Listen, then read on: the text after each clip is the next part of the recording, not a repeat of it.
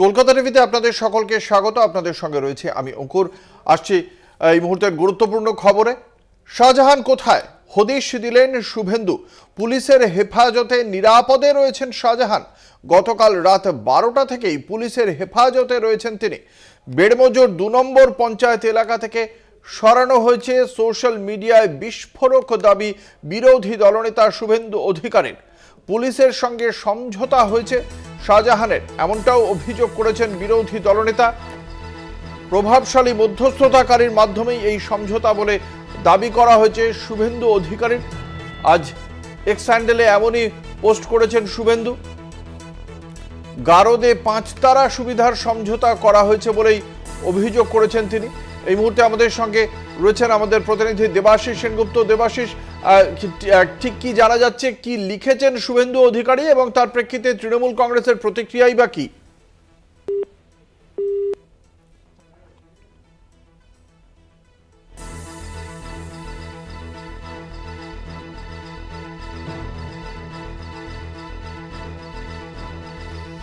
আপনাদের জানিয়ে রাখি, এই যে নিখুঁত বিবরণ দিচ্ছেন শুভেন্দু অধিকারী, কিভাবে তিনি জানতে পারছেন তা নিয়েও প্রশ্ন উঠছে।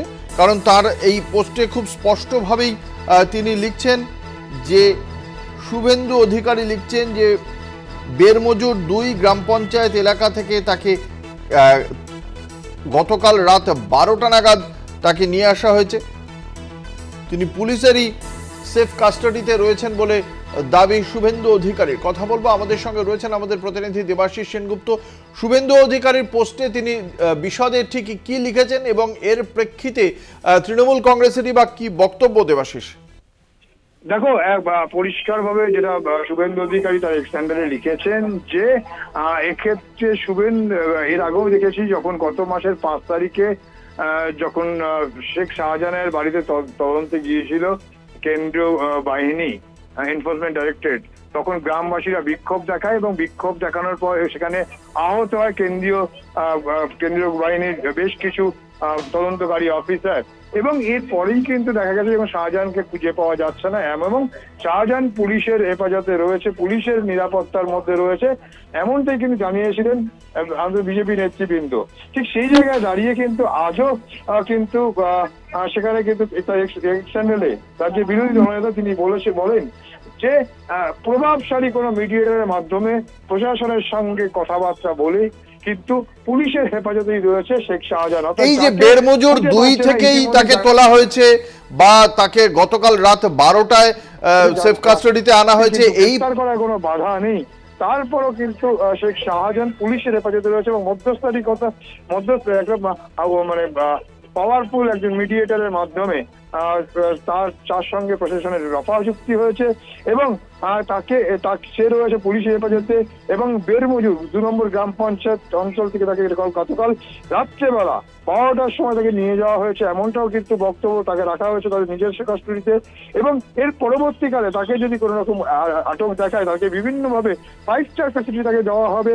এবং পাশাপাশি উডবার্ন ওয়ার্ডে, অর্থাৎ এসএসকেএম হসপিটাল উডবার্ন ওয়ার্ডে একটা রাখা হয়েছে, খালি রাখা হয়েছে, যেখানে তাকে কিন্তু কিছুক্ষণ সময় তিনি যাতে ব্যয় করতে পারেন। কিন্তু তিনি একটি এক্সট্যান্ডারে তিনি জানিয়েছেন। অর্থাৎ বলা যেতে পারে যাকে কেন্দ্র করে রাজ্য রাজনীতি রীতিমতো তোলপাড়। শেখ শাহজাহানকে কেন ধরতে পারছে না প্রশাসনের পক্ষ থেকে বলা হচ্ছে যে শেখ শাহজাহান কিন্তু গ্রেপ্তার হবে এবং চারিদিকে কিন্তু একদিকে যেমন কেন্দ্রীয় বাহিনী, পাশাপাশি রাজ্য প্রশাসন কিন্তু তারা এই নিখুঁত বিবরণ কিভাবে দিচ্ছেন?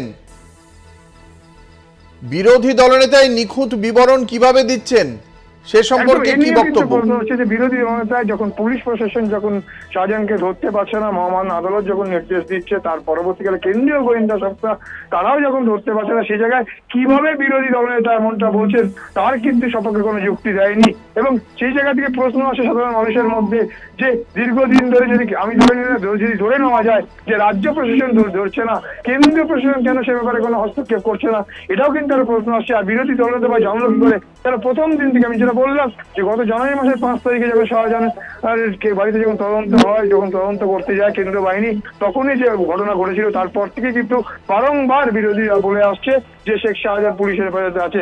কেন তারা তদন্ত করে পাচ্ছে না কেন? তাদের নেটওয়ার্ক কোথায়? আর কিসের ভিত্তিতেই বা বিরোধী দলটা বলছে?